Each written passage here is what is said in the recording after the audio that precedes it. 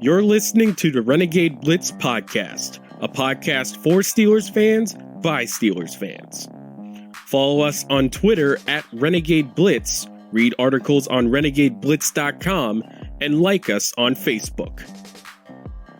And we're in the dog days of the NFL offseason, but of course there's still plenty to talk about. Welcome back to the Renegade Blitz podcast. I'm Ty Polk, joined by Chris Ward. Glad to have you on as we talk more about the Steelers free agency period. And we're glad to have on Neal Coolong of the Steelers Wire with USA Today Sports. Neal, thanks for coming on the show. It's great to be here. Thanks for having me. One of the big surprise moves in this offseason period was Tyson Alualu's change of heart. He re-signed with the Steelers after verbally agreeing to sign with Jacksonville. How important is Alualu's return to the Steelers in terms of on the field and their draft needs? I think it's important in the sense that what we saw from Tyson the first part of the season, first 5 games, 6 games before he got hurt, I forget exactly when that was, he was anchoring a run defense that was only allowing literally like 40 yards a game, if not less than that. I mean, they were on a historic pace early on, and he was kind of the first domino that fell on a defense that lost a few key players. More than anything, though, I think it speaks to the need to have that veteran presence in the middle of the line, because we saw what happened when he wasn't in there. I mean, he's a good player. There's no doubt. We've seen him play at a high level in his time in Pittsburgh. But what got them more than anything was the lack of depth. There was no real viable replacement there. And finding a player in the draft, first off, that's not a common thing for the Steelers to do. They don't play really young guys unless they have to along their defensive line. Coach John Mitchell is kind of known for that. He wants to develop the players that they have. And they've put a lot of time, effort, and expense into having veteran-based defensive lines for a long time in Pittsburgh.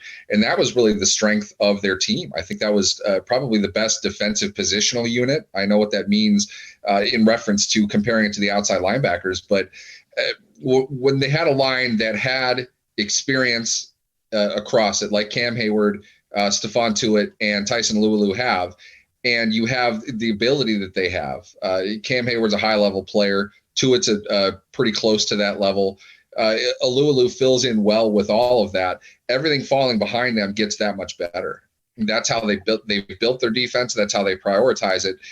He's critical in that sense. And clearly they wanted to get him back, and I'm sure they're very happy that they did. But to not have to disrupt that, to not have to bring in a rookie or a veteran who doesn't know the system as well, that's important for what they're trying to do. And keep in mind, behind him, they've lost a lot of snaps. Their cornerback depth has been ravaged. They lost an outside linebacker who played all over the field for him in many ways.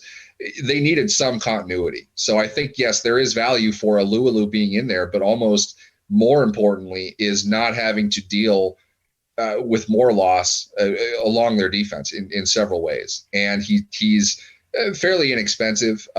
It's a good price, and it's kind of the same market that the Steelers usually are in for their veteran defensive linemen, whether they're kind of spot starters or utility guys. That's about the price that they're paying for it. So I think they got the guy that they wanted at the price that they wanted, and his value is such that guys around him are going to get a lot better because he's there. It must feel good for the Steelers being so hamstrung by COVID. Finally, the one time it works out in their favor. Yeah, that was crazy, wasn't it? Okay. I was going to say, it's been a traditional Steelers free agency, nothing flashy, kind of like low level signings and everything. But what was your opinion on the Steelers free agent signings and their acquisitions? I wanted to say initially wait and see. I don't think they're done yet. I understand. I'll be honest with you. I know they made 2 signings today, a linebacker and a receiver. I've never heard of either one of them. Yeah. The running back that they signed yesterday is a camp body, probably more than anything else. I don't think whatever plan they have in free agency, I don't think they've fully enacted it yet. They have the cap space in which they can, make another move or two. I definitely think there are holes all over the team in which they're going to want to fill beyond the draft. You can't just draft guys and plug them in. Your fourth round pick is not a guy you want to have to force into the starting lineup starting in training camp. So there are moves still they're going to make. I think they're playing the market wisely, kind of seeing who's still going to be there, what the price point is for a lot of these guys. We knew going into this year it was likely free agency was going to look like that. So in that regard, I think it's smart. They're going about it the right way. The ones that they've signed right now, trying to temper expectations, I don't think these are going to be the name guys that you're looking at when you look at the capsule of Steelers additions versus Steelers losses and whatever season preview magazine you're going to look at come August. I think there are a couple moves they have still yet to make. If they don't, I think not only are they in significant trouble this season, I think they're sending kind of a different message. Maybe they're in, their salary position or their financial position itself might be affected if they're really not going to spend the money that they're spending. I'm not sure what it would all mean, but they have a lot of holes on the team right now that they need to address with veteran players. They're giving most guys 1 or 2 year contracts, which I think speaks to the idea that these are temporary moves. They're not bringing these guys in to be long-term solutions. I think they're designed that way intentionally. I think they're really looking to establish the core of this team, starting with this draft and going into free agency and next year's draft. I think this is really just kind of a transition year for the team, and every move that they've made fits into that narrative probably better than anything else. And they've made some very contradictory moves at this point. I mean, really, we're going to talk about their offseason as what they lost, not what they gained. That's not typical in Pittsburgh. And they're not drafting at a spot or have enough picks to be able to say their future is now. They're really building this for this year. They're going to go out and compete. I just don't see that they're doing that. I do think, though, they're wise in how they're building it for the future. They're in a much better position next year with a roster that's largely open. Barely any of it's filled. People are talking up and down about the cap space they have. That's true. They also don't have any players signed. So there are a lot of moves that they need to make between this time this year and the end of the draft in 2022. Well, I'll ask you this question. There are a couple Steelers still available, and James Conner is one, Avery Williamson is another, and Alejandro Villanueva, which a lot of people have been speculating that the cap space the Steelers have freed up, and I could just see you wince over there to that name. But who's more likely to come back out of those three? Honestly, I think it'd be Villanueva. I say that because let's look back at the entirety of Villanueva's career. He was a jack of all trades and a master of none, to put it mildly, when he was coming into the NFL. He was a former tight end and wide receiver that they were looking to convert after other teams gave him a shot as a defensive lineman into a tackle. They built him into what he is now. I'm not trying to disparage the hard work that he put into it himself, but this team gave him his identity. The first extension he signed was well under the market value of an offensive tackle, a starting left tackle in the NFL, well under. I think it was valued, $5 a year or something like that. $30 million. I think it was a $30 million deal over 5 years. So $5-6 million, somewhere in there.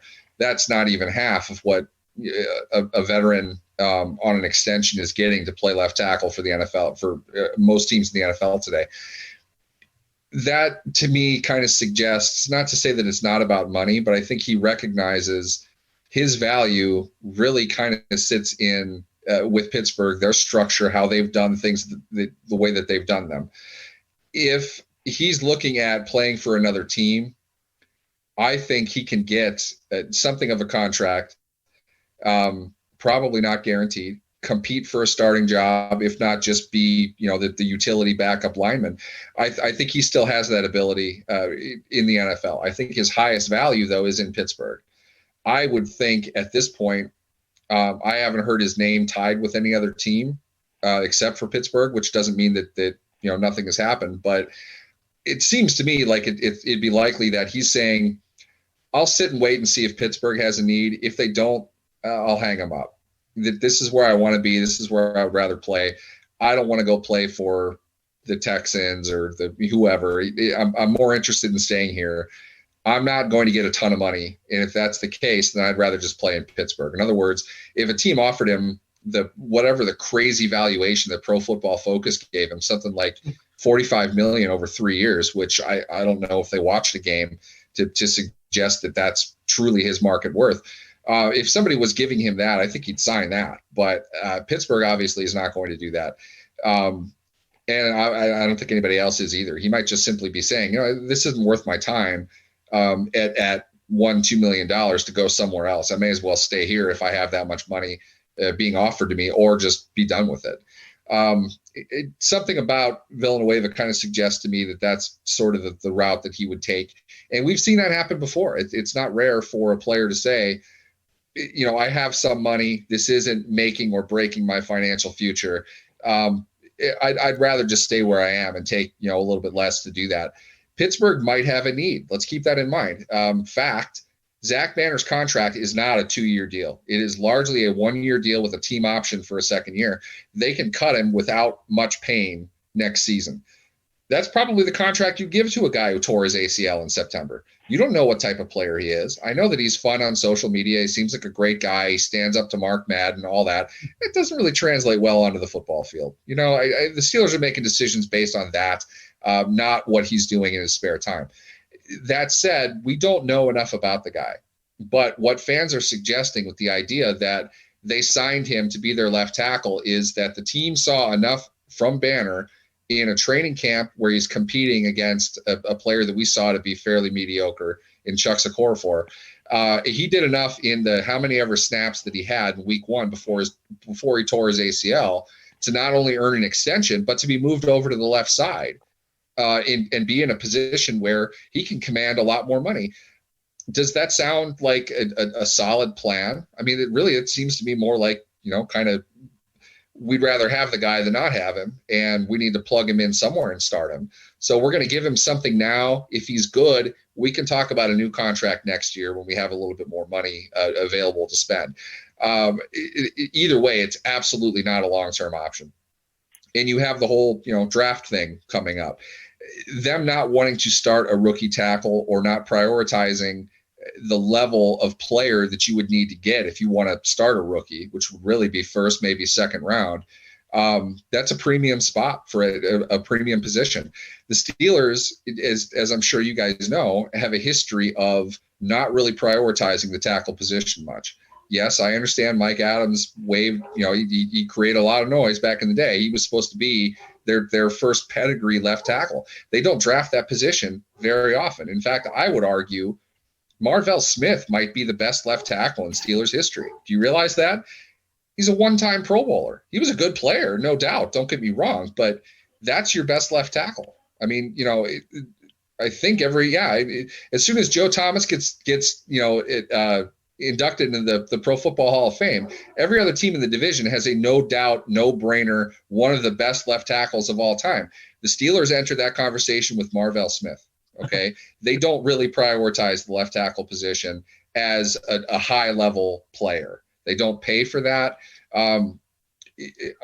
It's hard to imagine them changing course on that now. That isn't to say that they're not going to, but drafting at 24 either, you don't know exactly the type of player that you're going to get. It just seems to me more like they signed Banner because they're not going to prioritize tackle in the premium rounds, which is 1 and 2. I think they're going to be looking more to address the kind of development player that they usually draft. Chuck Okorafor, for example. Gerald Hawkins is still available. Somebody's probably going to pay him to not play again. These types of moves are the kinds that the Steelers make along the tackle position on their offensive line. Have me back for another show. We'll talk about the theory behind that. But they invest in the internal part of their line.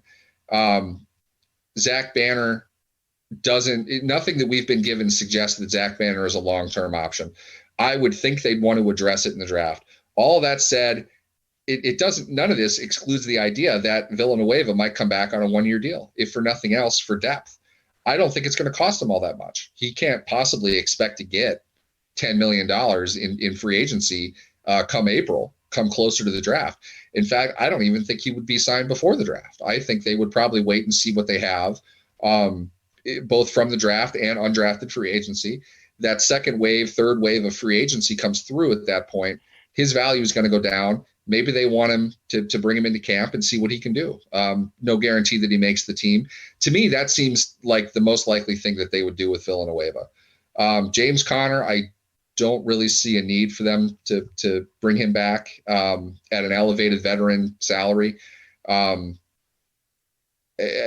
would think they're going to yet again address the running back position, but I think they might actually do it in more of a premium way, as opposed to the Jalen Samuel, Benny Snell clones that they have all over their roster now. They're going to want to get a dude, and they don't have one right now. They know that Connor is not going to be worth the money for the level of injury proneness that they've been paying for the last couple of years. He's a good player. We've seen that, but running backs, wide receivers, and cornerbacks are probably the positions that are most vulnerable to slight injuries. If you slow down a little bit, if that quick twitch athleticism goes down a little bit, you're a completely mediocre at best player. And I'm not saying that that's what Connor is. I'm saying that we did not see him nearly as explosive as we've seen him in the past. I don't know if they would want him back for that level of veteran minimum contract. He's another guy that's probably going to wait until training camp to see what happens post-draft and injuries in training camp to get a job somewhere. I think if the Steelers end up signing him, it's going to be for reasons we don't know about today. Something like an injury, not getting the guy that they wanted in the draft, or the guy they wanted not being available when they were picking, that type of thing. That's the only road to me for Connor to come back. Also, what about Williamson? Williamson is kind of a weird thing with the middle linebacker position.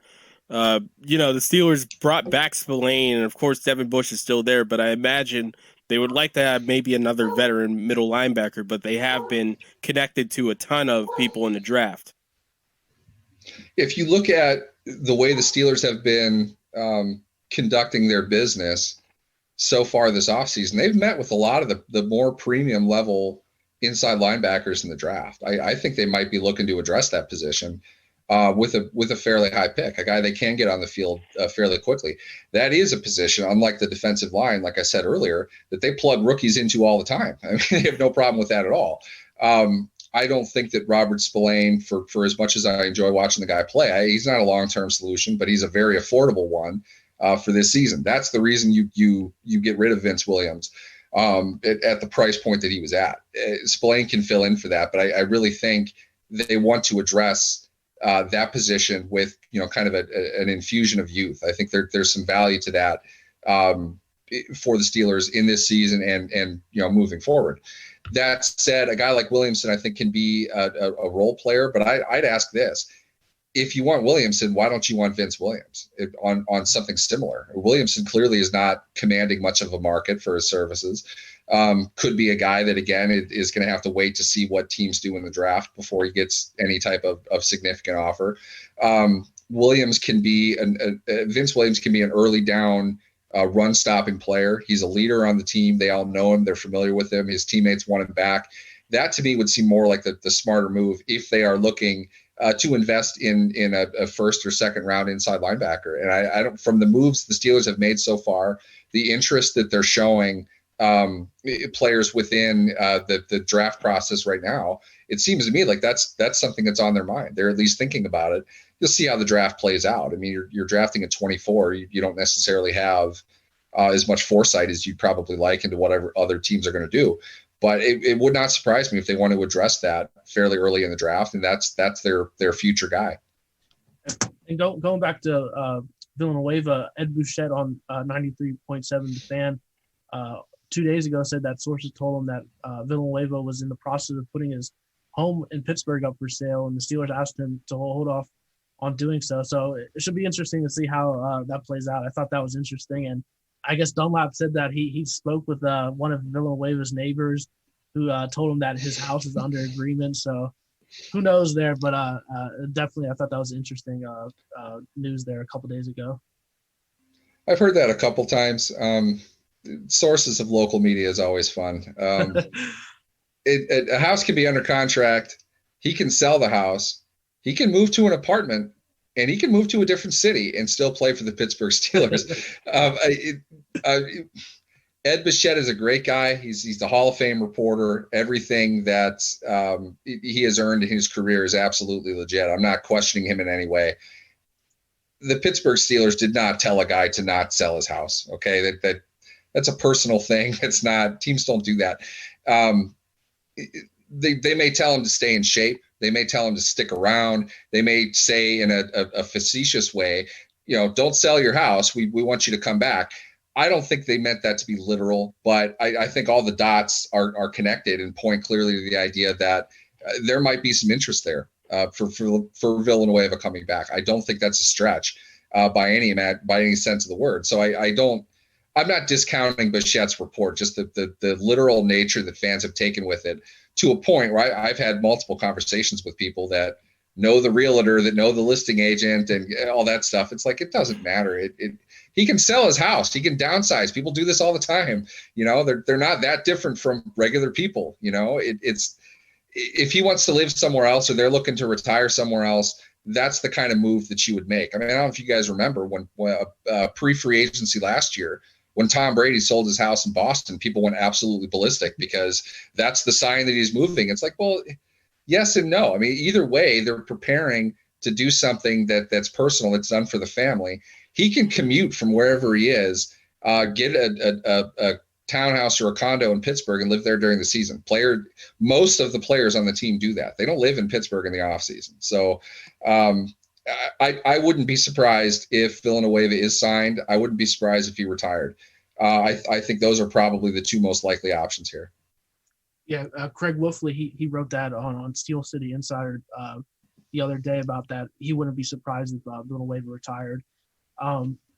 Because he mentioned some of the bigger interests and talent that he has than just being a left tackle. He has an MBA from Carnegie Mellon, so he might want to do something with business in the future. But getting to the offensive line from last year, I mean they were really bad. Villanueva, I remember vividly the game against the Bengals late in the year where Carl Lawson he had a heck of a game against him. What's the offensive line? You kind of mentioned about Banner, but acquiring B.J. Finney, I would be worried if he's the starting center in Week 1 this year. But they also signed Joe Hagg and recently Rashad Coward, who was kind of an interesting signing there because it got leaked on Reddit, which is a bizarre story where his wife is a online gamer or something. Somebody joined a group with a group chat or. She was playing Warzone and she had her mic open and I guess they were talking about business and a Steelers fan happened to be in I guess like the grouping, like the 4-man cell. I don't know if they were like playing duos, trios, quads, whatever it is, but somehow it came out. He put it on Reddit. They thought it was going to be a trade. He wound up just getting released, and now he's a Steeler from Chicago. And almost similar to Villanueva, he was a converted defensive lineman into an offensive lineman. So it seems like a kind of pseudo Villanueva replacement, though not likely. Yeah, he's a guard tackle, but back to the point. What do you feel about the offensive line going to this season? You have to figure center is a big need, and left tackle probably for like the first 2 rounds. I think you're telegraphing the idea that you're going to invest in the center, and there are a couple of reasons for that. Primarily, B.J. Finney, after not playing for a year because, in his words and his explanation, he didn't work out. You're bringing him in with the idea that he's going to be the starter on a 1-year contract that seems ridiculous to me. If you are not bolstering that with a starting level NFL center in the draft. To me, that's the Steelers kind of telegraphing what their plan is. It also fits very much in history that the Steelers are, if they are prone to invest heavily in a position, it's at center, in the offense at least. Maurkice Pouncey was 18 overall. That was a need position. They were at a good spot to be able to invest in him, and I think they got pretty good return on that. Before that, it was Dermontti Dawson. He was a 2nd-round pick. They kept him around for a while. I think he got 2 extensions. Between that, you had I understand that the Justin Hartwig experience didn't work out all that well, but Jeff Hardings was a very strong player for the Steelers in the short time that he was there. All of these moves are premium kinds of moves. I understand that a guy like Hartwig did not get paid a bunch of money up front, but that's still money that they invest in free agency, which they don't do for starters very often. That's not how they build their team. If it's not a reasonable starter or a very good one in Harding's case, they're investing high in the draft, first or second round. That has been their center history. I don't see why that changes now. In fact, if any one of those years, this is the best example of why you need a center. I don't know if you guys noticed J.C. Hassenauer last year, but you're ripping on Villanueva. That kid got whipped by everybody. I mean, he's clearly not ready to play. Hopefully, for his sake, a year can build him up a little bit more. He's got some work to do. You can't think of him as a viable option to back up B.J. Finney, who hasn't played in a year because, again, he just didn't work out. COVID's a scary thing. I get it, but you don't work out. This is what happens to you. He got ditched pretty quickly in Seattle after signing a fairly lucrative contract. So I don't know where BJ Finney is. I know that kind of like Banner, there's a certain level of fan appeal that comes with a guy like that. And back in the day when I was in the Steelers locker room, I talked to BJ Finney fairly often. He's a great guy. I love his leadership ability. I love the fact that he's maintained a strong career out of being an undrafted, undersized NFL center. He's maybe 5'10", 5'11". He's not a big guy. He's a technical guru. He's very smart. You like that in a utility kind of player, which is really what his role is. I think he was signed as a utility kind of guy, much more a Stefan Wisniewski type of signing in current vernacular than a long-term option. To me, it really strongly suggests they plan on investing a premium pick in a center that they're going to have for the next decade. That's the type of investment they usually like to make when drafting a center. To me, I would think that 24 is a viable option for them to take a center. It's absolutely a position of need, but let's be honest, throw a dart at a board, you're going to hit a position of need for the Steelers. So I'm not sure to the point it's going to matter as much which position it is. That's a position they're going to need a starting level player. And I'm not sure they have that right now on their roster. I know you called him a camp body earlier, Kalen Ballage, but I think that at the very least he could force out Jalen Samuels. He's got the pedigree, in college with Arizona State, 8 touchdowns against Texas Tech. But, of course, that success really hasn't fared out as well in the league, in his stops with the Dolphins, the Jets, and the Chargers. So do you think there's something a little bit more to Ballage than just a camp body? No, I really don't. First off, it's not a mistake, and you get cut 4 times in 2 years or whatever it's been. His career average is 3.1 yards a carry. Now, granted, there's some goal line duties in there. If he's a featured back and that's all he's gaining, it's like there's a mistake. I mean, that's really bad. I don't think there's anything with him. I think he's a player that has far more hype than substance. I think he's a big guy. He's a powerful guy. And I think that not everybody, regardless of their age, physically can handle that type of a workload in college and enter into the NFL and do the same thing.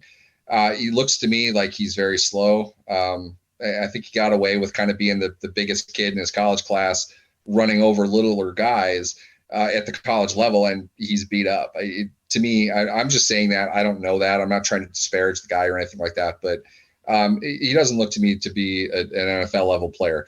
It looks to me, though, he signed with a team that is, to put it mildly, desperate to have anybody that can carry the ball in a short yardage situation.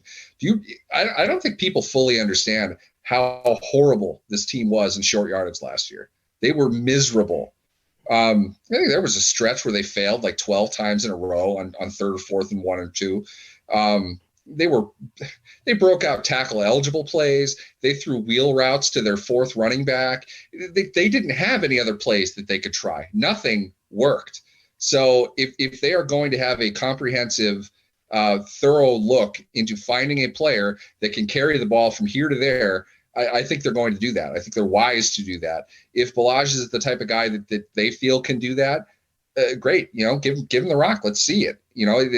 Everything else failed. If it's not going to be a premium running back, which I think that it will be, some type of run by committee where 5 running backs all have different assignments. If that gets the job done, fine. They were that bad last year. I think they owe it to the roster and to their jobs to thoroughly investigate the situation and try to find something that works, whatever that is. And the risk is nothing. I mean, they're not going to carry all the running backs anyway. If he's truly competing for Jalen Samuel's job, I don't know exactly how high the bar is set anyway. So it's worth it to take a look to see if there's somebody else out there. But I honestly think come May, you're going to have a 300 touch level running back in the Steelers backfield, and it's not coming from free agency. And this news happened a few weeks ago, but we have to ask about Juju Smith-Schuster because he's so polarizing, especially on social media. Like, because half the fan base likes him a lot, and then half the other fan base, is not big of a fan of his social media activity or on his on-field play. They think he's not a true number 1 wide receiver. He's more of a number 2. But what were your thoughts on how that all went down? He came back on a 1-year, $8 million deal, and there's 4 void years. He reportedly turned down more money from the Chiefs, Ravens, Eagles too, but I heard that wasn't true. I guess Mike Flores said that they weren't really in it. But are you happy he's back? And what do you see the future for Juju Smith-Schuster with the Steelers this season and beyond? He's really created an interesting situation in Pittsburgh. We'll deal with the polarizing part of it first. I think it's fair to say that he is that, not in as negative a way, in my opinion, as some would say that it is. I think what essentially happened to him that kind of derailed things was he was himself. I think he was super young when they drafted him, and he acts even younger. He's not negative. He's not detrimental. He's just kind of a very outgoing, modern kid. I can see why that might turn some people off, but at the same time, and I've said this before, look back on the hit that he laid on Vontaze Burfict and recognize the fact that the big bad Pittsburgh Steelers went 4 years with that guy bullying them. Juju's the one that stood up and knocked him on his ass. I didn't see anybody else do that. If we're going to call him a kid, that's fine. He took a suspension for the team and for the fan base, in my opinion. That's one of the bigger man plays you're ever going to see. He stood up to a guy that's at least 50 pounds bigger than he is, and he knocked him out cold. I mean, he put him down. That's football in my mind. You're not allowed to do that now. There's a price that comes with it. I think he was rightfully suspended for it. Rules are pretty clear. You can't do what you did, and taunting him after it didn't help. So either way, though, he plays big boy man football when it comes to the Steelers, and that's the kind of thing that they want to see from him. That's why they line him up inside. I loved him when they drafted him. I thought he'd be the Hines Ward 2.0. He's a bigger version of an inside route running guy who absolutely hates tacklers when he has the ball in his hand. He blows people up when he has the opportunity to do it. He's much faster in the open field than you think that he would be. He's a valuable component. But let's be honest, if we're going to talk about his stats, they are where they are over the last 2 years, largely because in 2019, they didn't have an NFL quarterback for most of the season, maybe not at any point in the season. What they did have almost got him killed a few times. He got cracked in the head by Cleveland, by that one guy who got thrown out. It wasn't a great year for him in 2019. It was a great year for any Steelers receiver in 2019. The offense was miserable. We saw that for the last 6 games of last season. It was very similar to it. They weren't able to get the ball downfield, and they couldn't run. So what happens? Guys like Juju are going to be put out, they're hung out to dry in the middle of the field. I like his leadership. I like his attitude. He plays the game hard. These are good things. Now, if people don't like the fact that, I'm going to guess, and you guys are in this business, you're aware of companies like TikTok. They're setting up deals on the side for players like this to do things they may or may not be allowed to do. And there's a level of confidentiality that comes with that. Juju is not going to come out and say, TikTok paid me $30,000 to dance on logos, but I'm going to bet something like that was in the works. He had no reason to do it on a logo otherwise. None. There's no motivation to do that. That's one of the, I know people hate unwritten rules, but that's one of the things you just kind of don't do. Not out of respect so much, but more, don't draw that kind of attention to yourself. And I think that was kind of the topic of what Mike Tomlin talked to him about when all of it blew up. And keep in mind, when they played Buffalo, what week was that? 12, 13, somewhere in there? Yeah, that was the first time it really went public. People knew about it outside of Juju's social circle. And the only reason it did is because Sunday Night Football had a camera outside Josh Allen speaking to the huddle before they went on the field. If they win that game, probably nobody cares. If there aren't cameras getting Josh Allen yelling at the Bills to fire him up, that Juju was daring to dance on their logo or whatever nonsense thing that people think fire up professional athletes, fine. It happened. Me personally, don't dance on the logo. I don't think that's a good idea. I don't think it's worth the pushback that you're going to get. It's not edgy. It's not hip. It really just isn't worth it. You can dance, you can have a good time, do other things, but when you draw negative attention to yourself, that's going to be a problem to more than just the people that quote unquote hate fun. It's not about that. It's a team thing. I don't think he needed to do that. He stopped doing it when it became an issue. What's the problem? I know that there are others who disagree with this idea, but the reason he only got $8 million in this market is not because he dances on logos, okay? NFL teams do not care about that to that degree. It's a down market. He was getting what he was getting on a one-year deal from competitive teams that want good players to take less to play with them because they're good teams. Call it the Belichick tax. He's been doing that for years. The Ravens weren't able to seal the deal, which frankly surprised me. I thought if there was a good fit for Juju in this market, it was Baltimore. Kansas City was surprising. I didn't think that they would want to invest that kind of money in a receiver, but if they're losing a guy like Sammy Watkins, I can see why they would want Juju, and I think he'd be good there as well. In the end, what happens is Pittsburgh gets to exploit a very low valuation that's largely market driven. The cap is down. Finances are bare. Teams, there was only 10% of all attendance filed last year. That's several $1 million that did not go to NFL teams that usually does. They don't have that much money to spend. If they don't want to invest $16 million in a player that hasn't been on their team, I get that.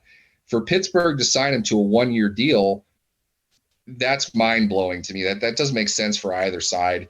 Then when you add in the void deal that he has, which tacks on dead money if that contract does void next season, it doesn't make any sense unless you consider that what this is really is the front year of what will end up being a 4 or 5 year extension.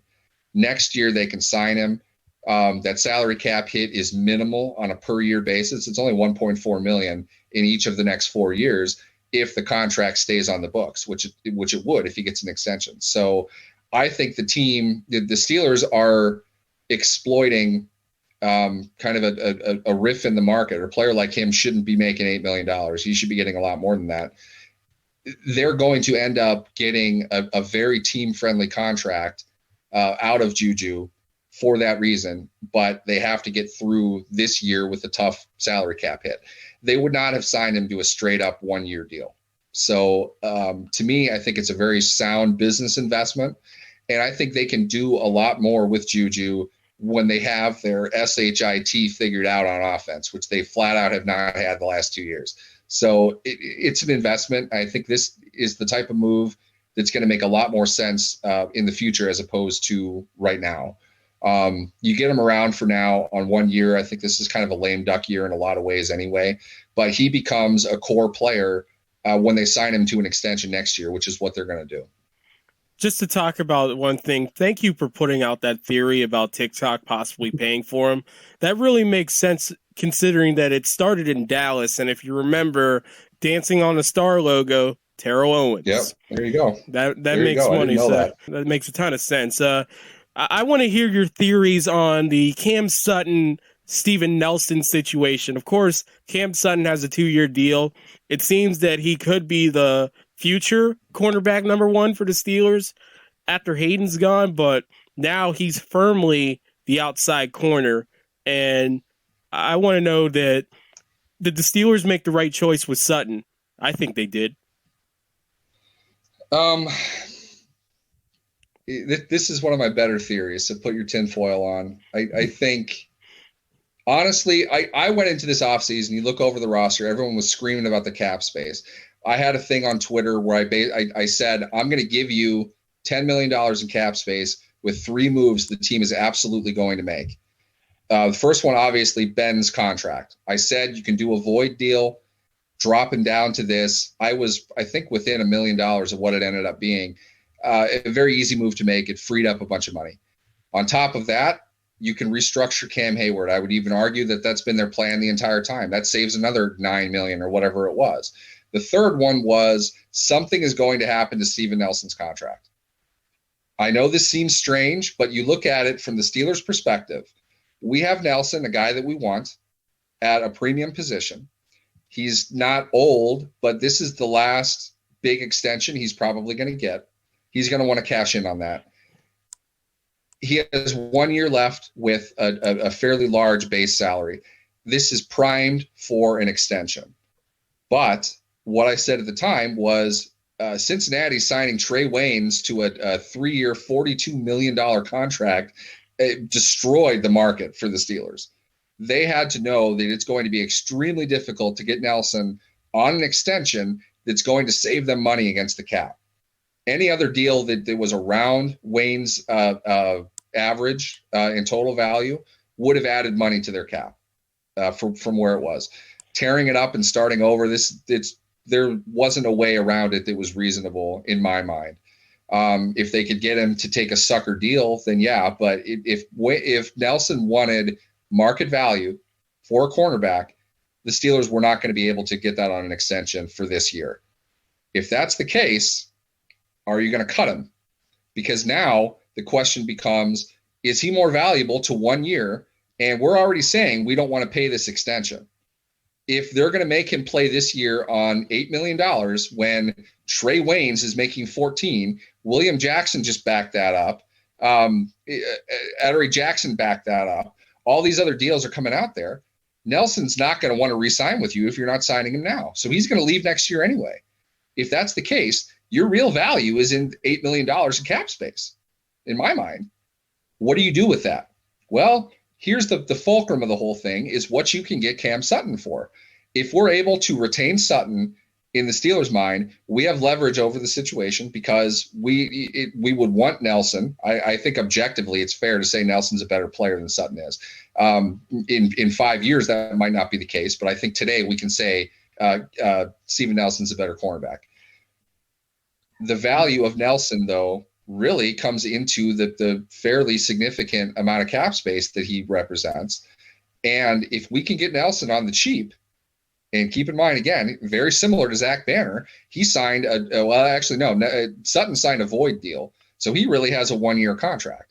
They have him for this year. They have to negotiate with him next year, but that's what they want to do. So the Steelers now are in the position where they can say, we can lose Nelson if he doesn't want this extension. We can cut him, and we have this money available to do the other things that we want to do to help fortify our team. We don't need Steven Nelson to do the things that we want to do.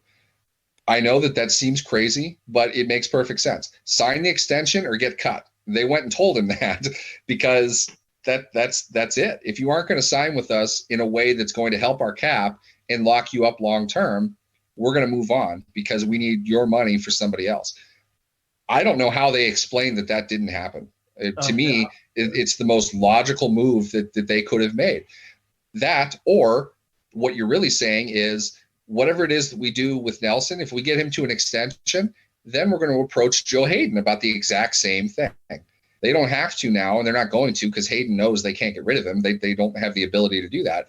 But they'll live with Hayden in the situation that he's in, as opposed to Nelson, who they know wasn't going to sign with them next year anyway. So to me, you set the foundation for Sutton, who has not even, I didn't mean to say Banner earlier, I did. He has the same setup that Juju does.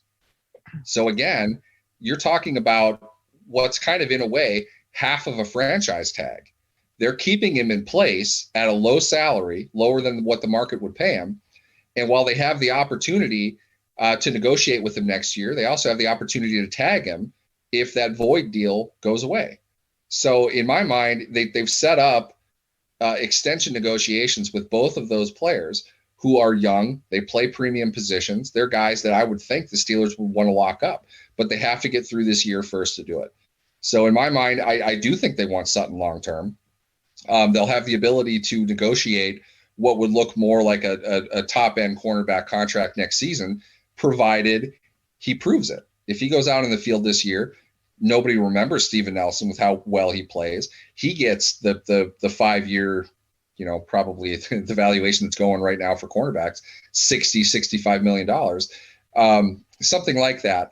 They have him locked up exactly the way that they do with Juju, in that they have him for a year with a very low salary cap charge and not having to pay out all that much money up front relative to the position. And then they have the ability to extend beyond that. So to me, I think the Steelers have drastically changed how they approach free agency and how they structure contracts in this offseason. And everything that I'm saying now, we're going to see this time next year when they start spending money like it's on fire. They're going to have more of it. They have more of a need to do it, but doing it the way they're doing it is setting up the best options for them to retain players for this season and keep them under team control for next year as well. I also thought that was odd how some were reporting that was like just strictly a cap move. But like, I agree with you. It had it been like, take this contract extension, or, we're going to have to release you, or, try to get you traded, or they gave his agent the option too. But yeah, I thought that was odd too. Just the whole timing of it, like the Nelson news dropped, and then like just a few minutes later, it was announced that they re-signed Juju Schuster. So that development was certainly interesting. It made it fun. It was easy to say at the time that those two things are linked, but clearly that wasn't the case. And it's you understand all the moves that they're making are fluid. They're in kind of a fast-moving process. They're negotiating all these things at once. I think with Juju, it really just came down to the fact that they weren't interested until that valuation dropped down to about 8, which Mark Madden would even have a tough time saying that he's not worth, on the market, objectively, comparables only, he's worth at least 12. So I think the Steelers saw the opportunity to score a deal with Juju in a year that they couldn't retain him for more than that. At the same time, though, their plan always was to extend or cut Nelson. I really think that was the case, and that seems extreme, but the second that he doesn't want an extension is the second he's declaring to the team he's lame duck. He's only there for one more year. If that's his status, the team would rather cut him and keep the cap space to sign guys that they can put on next year's roster, which wouldn't be Nelson. So they operate independently of each other, and I think they make sense in a very non-traditional, non-Steelers kind of way. I think they have a new cap guy, don't they? I mean, they moved on from the one that they had, and they're moving into what's obviously a different era within the NFL. I think they're starting to their plan that doesn't include a quarterback right now. They're setting things up very differently than what they did. And I think from what I see right now, those are kind of the two biggest pieces of a much larger plan for next year. And I think it's smart. I think it makes sense. They're going to be in a much better position this time next year going into a draft after what I think is going to be kind of a down year. The Roethlisberger era ends. They give him his parade or whatever they're going to do. And from there, they're going to rebuild. And there are a lot of theories about what they're planning on doing then, but they're going to have the roster space, the cap space to be able to completely transition the rest of the team. And as expected yesterday, the NFL announced that the owners approved a 17th game regular season schedule. The Steelers will face the Seahawks at home in 2021, and they have a brutal schedule this year. That they have, like, based off their opponents' records of last year, it's the toughest in the league this year. and they have some tough road games. They're at Green Bay, at Kansas City, at Buffalo. It's a first place schedule since they won the AFC North last year. So it's going to be a tough task for the Steelers this year. What you kind of said, you previously mentioned that you think it's going to be a down year, and Roethlisberger's 39 years old now, and I was in the thought process of that the Steelers should have moved on from him, but they brought him back, so whatever, it's fine. But what are your thoughts on this season, and do you think the Steelers will have their first losing season since 2003? I do. I think this year is it's the combination of a lot of things. I think they're down talent-wise anyway. I think depth is going to be a significant problem. One injury is really going to hurt. If that comes early, it's going to be a down year, but probably more than anything, if you look over that streak of non-losing seasons, what you're really going to find is all of those years had a terrible Browns team, a terrible Bengals team, and oftentimes both. It makes it a little bit easier when you get, 3 wins in a down year for you over teams in your division. If you're constantly at worst, absolute worst, 3-3 in the division, it's pretty tough to not find a way to get to 8-8. They don't have that this year. Cleveland is a good team. I don't care what people say. I understand that Steelers fans hate the Browns, but that's not a reason to think the Browns aren't a good football team. They are. Baltimore is going to be a fairly competitive team again.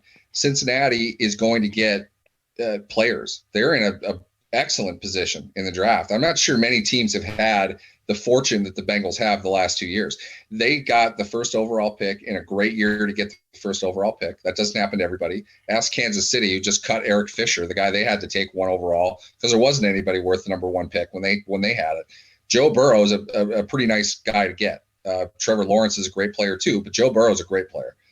He's only going to get better. In this year, they're really kind of the first pick of the draft, in my opinion. There's going to be 4 quarterbacks, which they don't need. So 2 years in a row, they get to draft the best player that they evaluate for a position that they want to draft. They're going to get much better very quickly. I think Joe Burrow is he's going to be really difficult to beat. I don't know if Cincinnati is a 10-win team or anything, but I think the idea of them winning 6 or 7 games and being tough to beat is very possible. So where's Pittsburgh in that? Are they a 6 and 7 win team? That doesn't surprise me. Their extra game is against a fairly decent NFC team in Seattle, a team that beat them in a pretty competitive game 2 years ago. Teams are a little bit different now, but it wouldn't surprise me if it's a game that's kind of like that. If they get swept by Cleveland and Baltimore, I wouldn't be surprised at all. That to me, it suggests, even without an injury, I think 6-7 wins. They're just not going to be built to compete right now. They've lost 3,000 snaps. I mean, there are a lot of guys who aren't playing for them who usually did, and they're being replaced by guys who either didn't beat out the starters who were there to begin with, or were cut from another team because they weren't good enough. Whoever you put, keep in mind, there are 3 starting cornerbacks. Okay. I don't care whether he's actually in the lineup and runs out of the tunnel or not. You need 3 cornerbacks. You need 2 on the outside, and you need a guy coming inside, because that's how teams play offense nowadays. You don't have one. You don't tell me about the greatness of James Pierre and all the nothing that he's done in his career. He's not a viable option for that. If he is, okay, well then don't mark that as a position of strength. You don't know what you're getting out of your left tackle. You still have the worst tight end room in the NFL, one of the worst that we've seen in franchise history. They're going to have to address that at best with a rookie or with Jesse James. Okay, if you think that significantly improves your ability as a team, a team that lost 5 of 6 to end last season, I'm not sure what to tell you, but you're not improving in a lot of areas on the team this season. And it is much more the end of the year Steelers that we saw as opposed to the beginning. So to me, I'm not trying to rain on anybody's parade. I believe very strongly in what they're trying to do over a 2 and 3 year period. I think the moves they have to make now address that more than anything. This season, though, they're going to bite down. They're going to give it hell. They're going to, fight for the Berg and all that stuff. But they're just not going to have the horses to pull the sleigh. It's not an issue of them being stupid or not spending enough. Clearly they're doing that. They have to get over Roethlisberger's contract, which I understand the idea of not bringing him back, but when he costs you, $22.5 million against the cap to not have him, may as well just keep him. I mean, what's the difference? Mason Rudolph, they can't go out and sign a quarterback. I mean, did you see that? Andy Dalton went for $10 million this year. $10 million to Andy Dalton. That's your comparable option. And that's probably too expensive. So you're looking at a rookie that at best you draft 24th overall, or Ben or Mason Rudolph. Take your choice. I mean, really, to me, you may as well just have Ben and look to get the quarterback after a year that you're bad and you have a bunch of draft capital to be able to trade up and find a stud. To me, I think that's what they're planning on doing. Part of that plan, though, is you're going to have to kind of take a lump this year. I don't know how competitive we can expect them to reasonably be this year. Well, I'll ask this question. We asked Dave Damashek last week, and he gave us an incomplete. So I'm going to try to rephrase this in a way that I get a favorable answer. In terms of right now and the potential future for the Steelers, just based off this offseason, what would you grade this? Damn you, Damashek. Incomplete's the perfect way to describe it. I mean, because that's what it is. I don't think this is a one-year plan. And for the most part, the animosity that people are expressing when it comes to the Steelers right now is based in the idea that they, for some reason, think the team is trying to build itself to win now. I don't know how you can come up with that thought with the moves that they're making, the players that they're letting go, even moves in the past. Keep in mind, they wanted so badly to fight for a championship in 2020. They tagged Bud Dupree. The Steelers have not tagged a player that they had no desire to extend on a long-term basis. They have not done that. They've tagged a few guys. Most of them they came to a contract extension agreement with before the season even started. A guy like Le'Veon Bell, they clearly tried to get him on an extension. That didn't work out. That's the reason they tagged him twice. Bud, there's no way they tried to extend Bud Dupree. And his contract in Tennessee proves that. There's no way they could have afforded that last year or this year. They tagged him to keep the defense together to go out and try to win a championship. They can't do that anymore. They're not trying to do that. I know that they're going to try to go out and play hard, and they want to win. It's not a lack of desire. It's just they don't have the ability to do it. They have to take a step back because of what they put into last season, the season before that, a lot of years. It's just funny to me, people in Pittsburgh that I was born in Pittsburgh. I grew up in Minneapolis for the most part, though. I moved back here. You listen to radio shows, you get a sense of the fans who can't turn one sport off when talking about another one. Pirates fans don't complain about anything other than the lack of trades and the lack of spending that a team makes. You cannot pin that on the Steelers at all. They've made several moves. They spend to the cap pretty much every year because they don't go out and sign the top free agent on the market, which is not something that leads to success in the NFL very often, I might add. That doesn't mean that they're not trying to win. They have legitimately tried to win. They just failed at it. If you want to be upset about them failing at it, sure. I mean, I'm not a big fan of that either. But they've put their best foot forward to try to do that. Multiple restructures to keep guys around. They've spent money around. They played a defense with most of it on a veteran extension last year. There's not a whole lot of teams that do that. So they put their effort forward. That bill is due. And really, the bill kind of sits with Roethlisberger. Otherwise, most of their dead space in their cap is going to guys that retired. Pouncey, McDonald, those are not significant, but pretty combined. It's what, $10, $11 million. That's money they don't have because these players retired. I mean, there's not much you can do about that. So they're not in a great position to compete at a high level this year when it comes to fielding a 53-man roster. That's a lot of depth. You need a lot of draft picks. You had to trade a bunch to get a linebacker to replace the one who was paralyzed. That's not something you can anticipate. Those are assets they don't have.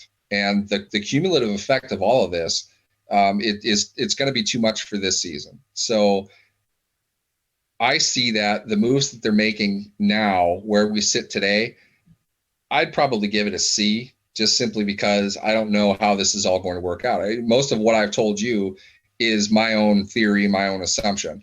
Next year, if they get Cam Sutton on a long-term deal, if they get Juju on a long-term deal, if they take their 4 comp picks that they're going to get for all the snaps that they gave away in free agency and trade up after a 5-win year from 14 to 5 to get a stud quarterback, I'd give both years an A, because I think it's planned. I think they're trying to do this.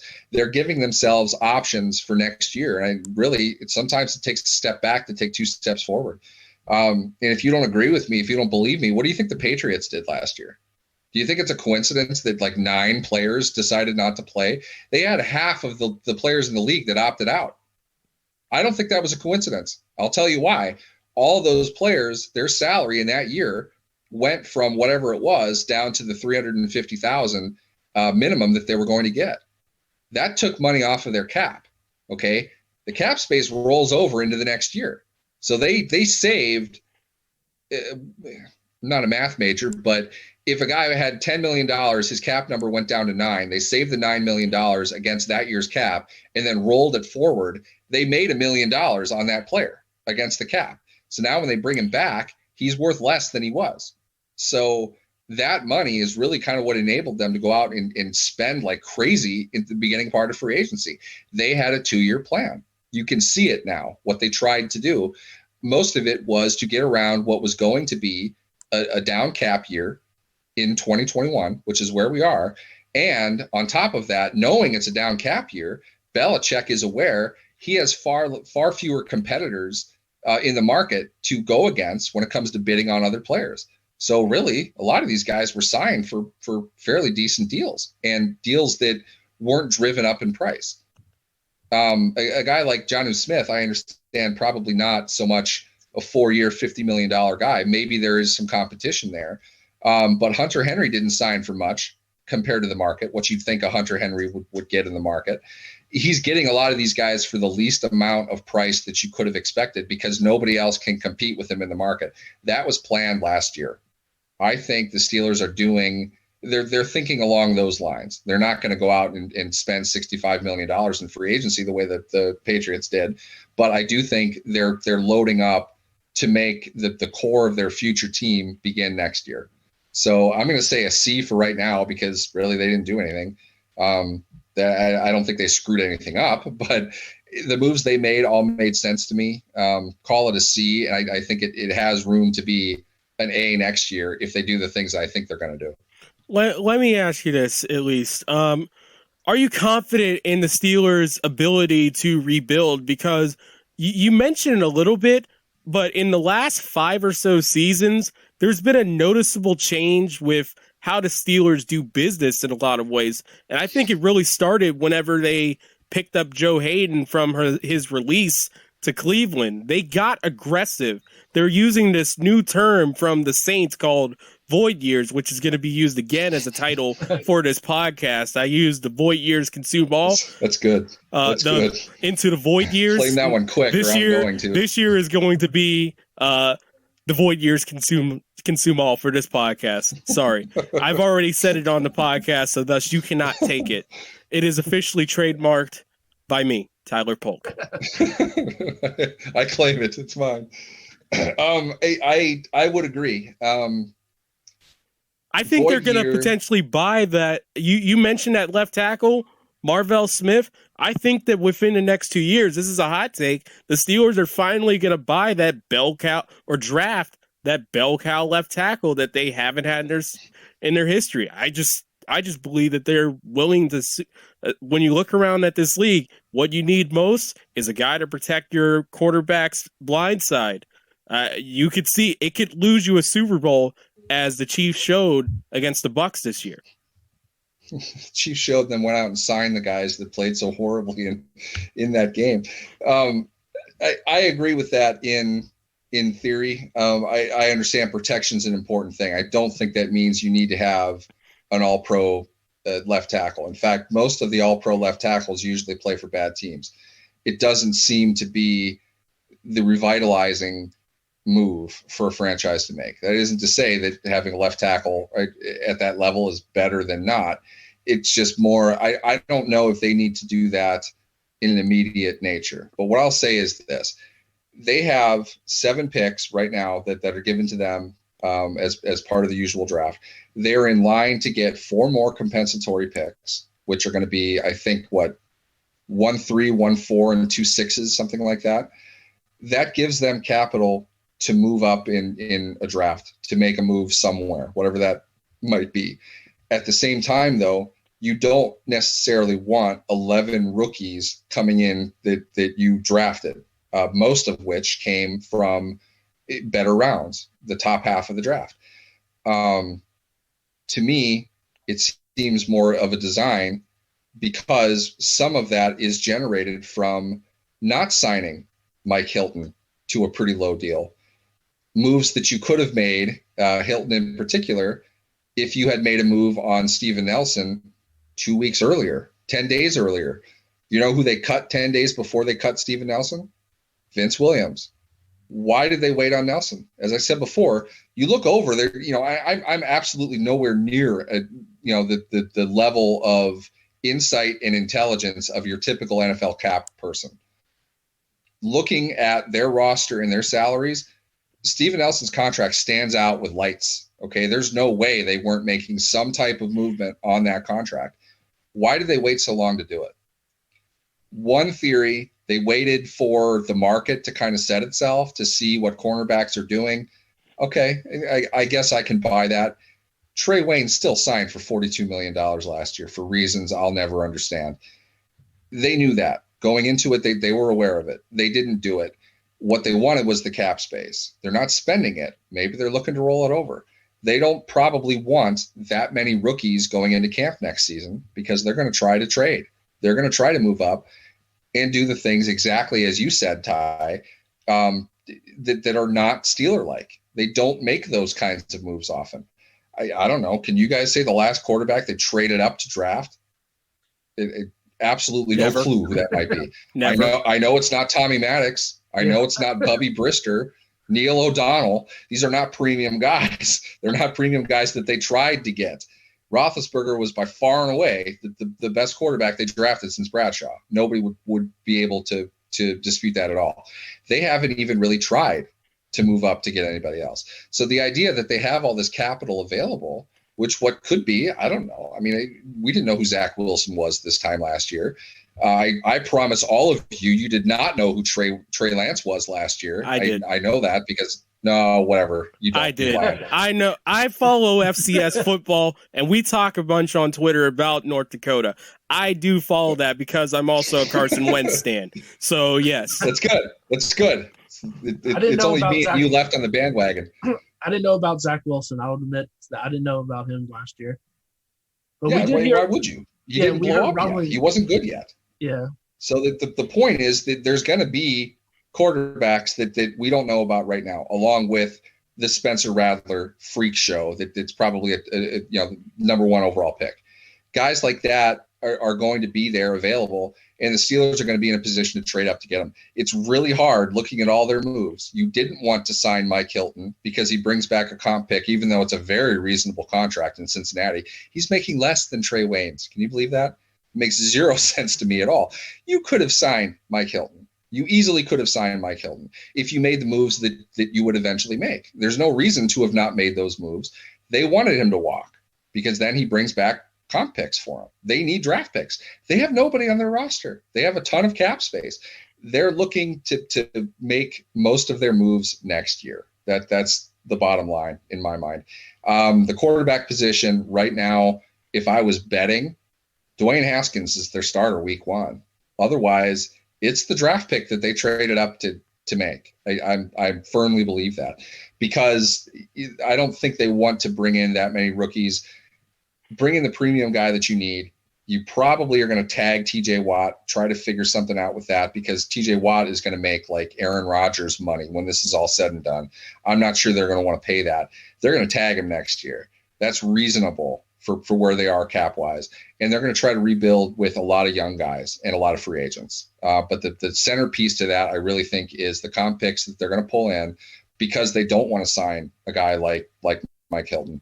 I didn't think they would have signed Juju. I don't think they planned to sign Juju until his value went down to $8 million a year. All of these were moves that give them capital to move up to get an important player that they haven't had to worry about in 18 years or whatever it is now. Yeah. Our last question here, Neal, is I know you mentioned that the Steelers, they have a ton of needs. They could go in a lot of different directions. Which players in the draft would you like to see in the Steelers uniform next season? It's so hard to give out specifics. Most of the guys I'm most familiar with right now are guys who are not going to be there at 24. If I'm answering that literally, I'd really like to see Trey Lance in the Steelers uniform. That would do me well. I don't think that's going to happen. And if it does, they probably need to work Trey through whatever criminal investigation he's under to make him drop that far. I don't think that's going to happen. I really like Javonte Williams. I've had this argument with my Raiders editor, Marcus Mosier, who's the king of the running backs are basically useless camp. I think Williams gives them a 3-down ability. He gives them situational ability. The amount of value that he will bring within that offense through a variety of different ways goes beyond the idea that running is bad and it's a waste of time. You have to run in the NFL to some degree. You don't need a guy to have 380 carries, but you do need to be able to run the ball, and you do need to get the highest amount of value out of every player. For a running back, that includes rushing the ball inside and out. It includes catching passes. It includes blocking. I think he can do all of those things early into his career. I also think the Steelers are the type of team that if they say there are 19 first-round picks and we're drafting 24 and none of the guys that we valued at 19 are available, what we're going to do is draft the best of what is there on based on how we're evaluating it. But it's not even close to what people think it's going to be. What I mean is Artie Burns was somewhere between 25 and 45 on their value chart. They took Burns because they needed that position, and he was probably the best cornerback that they felt was available. They went with the position more so than the player to some degree. But at that point, the way that they evaluate things, there's not a huge difference between the guys outside of the first round and the guys in the second round. In other words, a kind of a combination of a first round pick and a second round pick, a 1-2 bucket of players that they're drafting from. Burns is in that bucket. These guys are all, they have, they have some of the traits the team wants in the first round, not all of them, but there's not a strong difference from one to the other. They're going to take the guy that they really need. I think Javonte Williams fits a lot more of that than he doesn't. And I think if they don't have the center option that they want at 24, which probably won't happen, I wouldn't be surprised if he's their first round pick, because he's not going to be there at 55. Somebody else is going to take him. So if they want him, that might be where they need to go get him. But Creed Humphrey wouldn't surprise me at all. I think he fits a lot of what they have done this past decade running the ball successfully. If they were to walk out of rounds 1 and 2 with a center and a running back in that order, I'd be very happy. That addresses the biggest shortcoming that they had last season, of which they have many, but that's a big one. That's a 1-2 punch that definitely helps that. I think they need a tight end at some point desperately. What they have right now is just simply not good enough. I like the kid out of Penn State. I would, really like the kid from Florida. I don't think he's going to fall to 24, but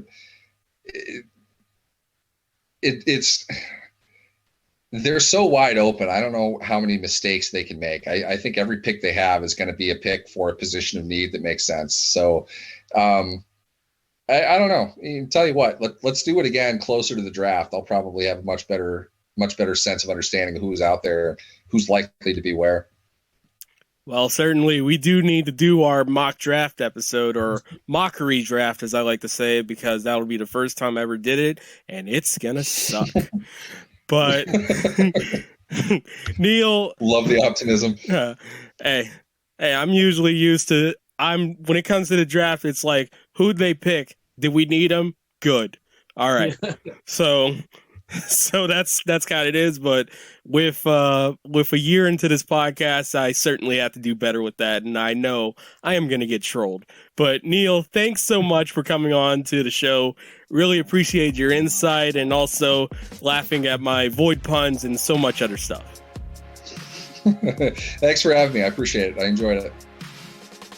So that's all for us here. For Chris Ward, I'm Ty Polk. Thank you for tuning in to the Renegade Blitz. Thank you for listening to the Renegade Blitz podcast. Follow us on Twitter at Renegade Blitz, read articles on renegadeblitz.com, and like us on Facebook. Our podcast is available on Google Podcasts, Apple Podcasts, TuneIn, Stitcher, YouTube, iHeart, and Spotify.